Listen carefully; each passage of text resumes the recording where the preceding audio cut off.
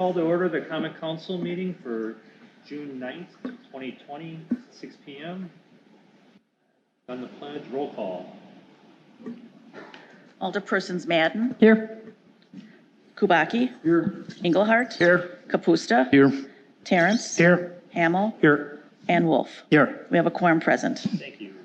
Statement of public comment. This meeting was noticed in accordance with the open meeting law. Public comment. We've received any No. comments, have we? No. All right. Communications from the mayor's office. Just quickly, I don't remember if I brought this up last council meeting or not, but I did bring it Is up. your mic on? Thank you. Okay, thanks. No, it's your hearing, it's going. I'm not sure if I brought this up last meeting, but I did bring it up at plan. I don't know if any of you watched it besides Kevin. We are trying to work with restaurants who are, restaurants are open right now, but not everyone wants to go sit in a crowded restaurant right now. So we asked Plan Commission if they were okay with planning staff approving on a temporary basis, using some outdoor areas for seating, either putting up a tent or using part of their parking lot or green space. So I did put a thing on Facebook today, just letting restaurants know that if they're interested in this, they should approach planning. But it's just another way of trying to help them attract more people to their businesses. And I know, not everyone's ready to go sit in a crowded restaurant, but a lot more people are willing to go sit outside. Yeah. Are they have to contact planning, or can they just put a tent up? I They mean, have to contact planning because it's an alteration. We want to make sure that that if they serve alcohol, that it's a license, that they get their license amended, and just that it kind of fits within, that it's not too crazy and that they don't get rid of all their parking and a number of things. So Plan Commission was comfortable with letting staff use their best judgment on it. So that's all I have for communications from the mayor's office. Moving on to consent agenda. Do you want to read the Let me read ones the that others. Sure. Approval of operator licenses, Resolution 46-2020, resolution designating public depositories and authorizing withdrawal of city monies. Resolution 47-2020, approval of a 2-lot certified survey map for Eric Rushdahl. Resolution 48-2020, approval of a final plat for Muskego Lakes Estates subdivision. Resolution 49-2020, approval of Muskego School Apartments LLC developers agreement. Resolution 50-2020, approval of various license applications for the City of Muskego for the period July 1, 2020 to June 30, 2021. Resolution 51-2020, approval of Green Solutions funding agreement with Milwaukee Metropolitan Sewerage District, MMSD, for Muskego Parks soil amendments. Resolution 52-2020, award of bid for the Muskego Park soil amendments. And approve acquisition contract and authorize signatures for budget-approved expenditures over $50,000. This is for a purchase of a backhoe for $134,646. Move to approve and gross. Second. Discussion? Hearing none, all those in favor say aye. Aye. Opposed? That passes unanimously. Moving on to new business, unfinished business, ordinance 1445, an ordinance to amend the zoning map of the city of Muskego, A1 to RC1, Pegall LLP, Crowbar Drive, second reading. Move to approve. Second. Discussion? Hearing none, all those in favor say aye. Aye. Opposed? Passes unanimously. Ordinance 1446, an ordinance to grant a plan development amendment to approve PD 42 zoning district for the Bassi plan development, second reading. Move to approve. Second. Discussion? I just want to make a small statement. I had a chance to speak with the gentleman out there today. And I was struggling a little bit with my thoughts on this. As part of my original campaign, when I met with the constituents in my area, one of the things I stood on was being pretty firm on the city's plan, holding to the plan for specific properties. And so coming into this one a little bit late, I've struggled a little bit with the variances seeming to go beyond what I had said I would sort of support and what I would stand for. So in my discussions today, I 100% appreciate the developer, the project. I actually think the project next to it's extremely well done. It's very nice. I've heard nothing but good things about the relationships. And so from my perspective, I just come to the conclusion that it's not something that I will support only because of the things that I said I would stand for when I was campaigning, but at the same time, 100% appreciate how you have handled the project, your conversation with me today, and look forward to working with you in the future.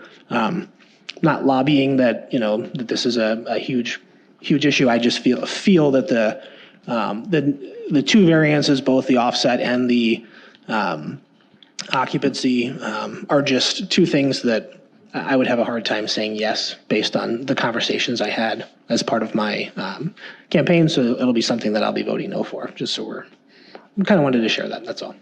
Fair enough. Alderman Wolf. I kind of agree on some of the statement there. I have concerns, and I voiced them in the past on some projects. We're looking at height, and we're looking at getting closer to the road. I looked the area over. The road did concern me a little bit. We have the one building out there already that we made, I think, 30 feet instead of 40 feet. Is that correct, Adam? And that's what you're looking for on the second building. I looked at the White House they're going to tear down. It looks about the same, or maybe even closer. So that kind of took my concern away. But the only other part I have is the concession on all the extra parking spots and taking away the green space. And where it's located and stuff so close to the other buildings and the water back there, I do have some concerns. And I do like the idea on the original plan of a 2-bedroom versus a 1-bedroom, because I just think it adds more value to the area rather than we're going to start populating these areas. And it seems like we're making exceptions all the time for these. We did it with the school project and we're making these buildings bigger and everything else, which is going to lead to more costs to the city, such as fire engines and so on. So there's some concerns when we keep making all these changes, but I just wanted to voice my opinion that, again, I'm concerned about some of the changes in the projects we're doing again. Mayor? Yes. On the other hand, we got Lindale Village to the east, who's in favor of making those changes, the immediate neighbor. You've got a subdivision to the west and to the north. Gentleman came in last month or 2 weeks ago and voices approval of that. So you've got the residents in the immediate area that are certainly for those changes. The other thing about single-family units is you mentioned value, Rob. There's no value in an empty unit. No, you're right. You're right. If the units are being filled and filled quickly as 1-bedroom units, I see more value, more residents, more people that can use our services, see our restaurants, go to our shops here in Muskego. So I am in favor of the changes in the contract. Just to comment to that, I listened to the things that were said as well. If anything, the things that were shared were a credit to the developer and the relationship, not necessarily to the project itself, which is, again, a huge plus for you that they said you were a great neighbor. They're a huge support of what you did. That was just the verbiage that was out there. And so, I'm trying to separate you as a developer. When it's done and built, it's now the city's, right? So I'm looking at the project from the standpoint of the long term, where the building's put, those things, not necessarily that the neighbors think you're a great neighbor. Again, that's a great thing. So that's sort of where Kevin sort of had that divide, that they spoke positive about the relationship, not necessarily about the long-term placement of the project. That's sort of where I came down on that. I didn't see just that. One moment. Alderman Kapusta had Thank you. something to say. Adam, question for you. Where did we end up on green space in this phase 2? It should be in your pack. It was in the I original. think it's in this handout, but I was just, Yeah. So yeah, the architect was nice enough to work with us on a pretty short notice to get some of these numbers put together. Sure. And what you'll see in the end, I think to me, which is the most important number, is the bottom number here, which is the total change. And it comes down to literally under 500 square feet. So, equivalent of what you'd call a few parking stalls, if even that. Parking stalls typically 10 by 20 or 18 by 9. So, a few parking stalls at most. And what actually happens here is, you'll see in the top section, they're actually able to gain a little space with parking and drives because of a turnaround they don't have to have from the fire department. So a lot of area that was kind of wasted for turnaround is able to become parking. And yeah, you gain a little bit of open space there. You lose a hair on the building footprint just to make these adjustments to that one corner. And you actually, then the sidewalks change a little bit. So overall, in the scheme of the whole big project, 14 acres, I think it was, you're looking at 500 square foot difference. Now, when you look at the per unit, the per unit number looks like a bigger difference because there's more units. So yes, you could argue there's less open space per unit, but when you're not changing the footprint, how relevant really is that? Since, you're seeing the 500 square foot change is really the only impact to the surface for these additional 6 units. You also have to look at, instead of per unit, is per occupant also, which there's, you got 1 bedroom occupants versus 2 bedrooms, so. The open space per person probably doesn't change at all. Right. Okay. Thank you. Alderman Wolf? Oh, did you talk? Did you want to go next? Well, I just want to mention that in the letter that came from Lindale Heights, they do address specifically the building footprint and the going more towards the street. So it's not just that the developer's a heck of a nice guy, it's that they also take a look at that as well. That's fine. I was just stating again, they were very complimentary, and I was more highlighting that. Alderman Wolf? And, and I think that one of my bigger concerns was getting it closer to the road. And I think by moving it closer actually helped with these numbers here. So that's why I said after I looked it over, I was kind of comfortable with moving it closer to the road. But I don't want to make a habit of always doing that and making exceptions, because in some areas it's going to be too close because the buildings are getting taller along the roads. So that's something we got to look at. Yeah, but and to the developer's credit, there was another option that they could have pursued. We actually did look at early on was the reason they had to move it further is because where this corner is, there's a wetland setback they have to keep from a wetland. The other option could have been leave the building where it was and ask for a waiver to the wetland setback, which I think most people are going to realize that has more of an environmental impact. We're moving to the road, doesn't affect the environment really in any way. So I think it was a win-win when there were other alternatives that could have been more of an impact to the environment. And I agree with you, Alderman Wolf, as far as, as these come forward, we look at them all separately. That's why they're that's why they're a PD. It's not straight zoning on it. You take in consideration all of that. So, it'd be very appropriate as these come forward in the future to look at each one of them for their uniqueness. And, if it's taller, that might not make as much sense as this one does. And I think the big difference here is losing the space.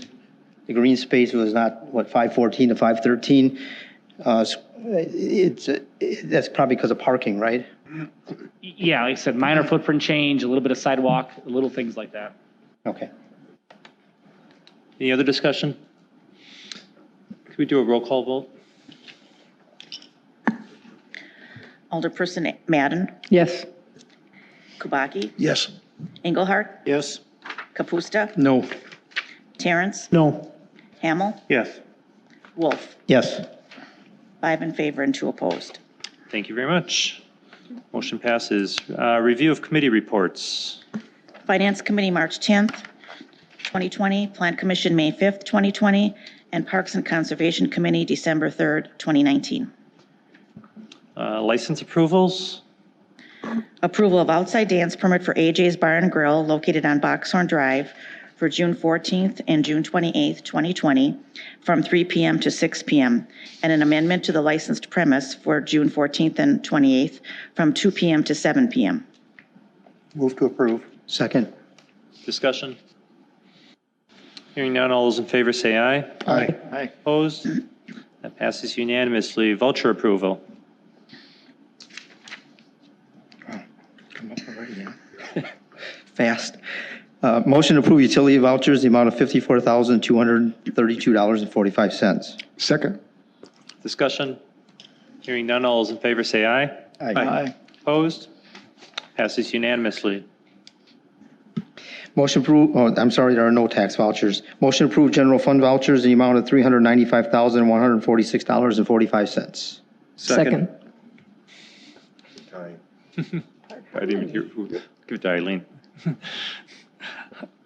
Discussion. All those in favor say aye. Aye. Aye. Opposed? Passes unanimously.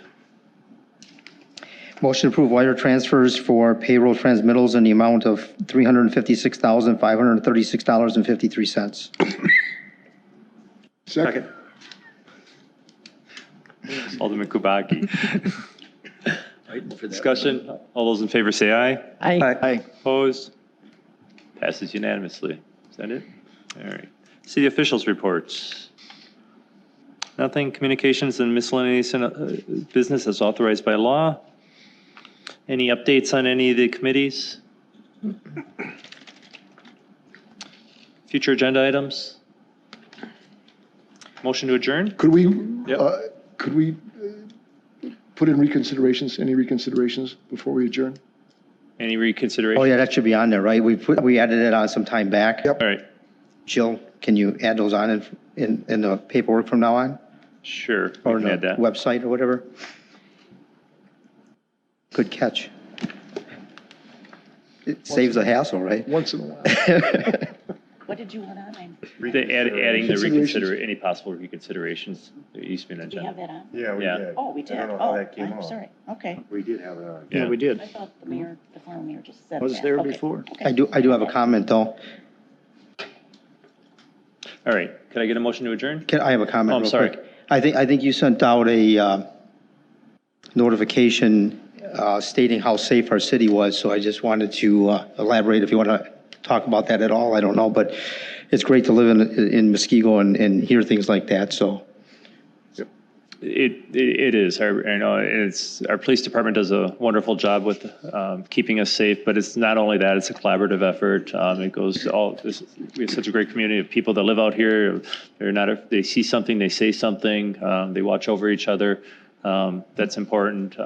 Every one of our city staff, department heads and staff members all do their part. And, that's really almost everything we do here is tied to safety in one way, shape or form, from, public works to planning to engineering. So it all falls into that. And, we're very fortunate. I'm very happy about it. I did receive an email this weekend from somebody that wants to reduce our police budget, but it was unsigned, so I told them until they sign it, I won't have that discussion, so. All right, anything else? I did see that across the nation, that's running at about 16% approval. I can imagine. Who are you going to call? It's making a lot of noise, but it's only 16% on a polling sign.